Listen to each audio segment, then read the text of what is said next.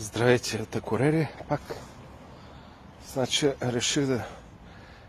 това дето се вижда, там е центърчето на града. На 2 крачки от тук. Значи, понеже минавам по тая улица, имам спомени, много важни от моя живот.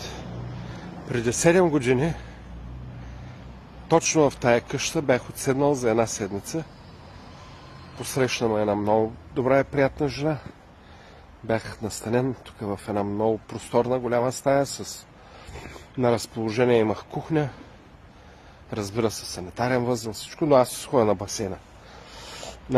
Смисъл басейна за къпане. Санитарния възел включва там не само баня, туалетна, други работи. Ето е къщата, в която бях отседнал при пристигането си в Акорери. 2016 година пристигнах тук точно на 15 ноември. Сега сме 6 октомври. Значи, кажи ли, че преди 7 години. Преди 7 години дойдох тук вечерта, без да познавам никого. И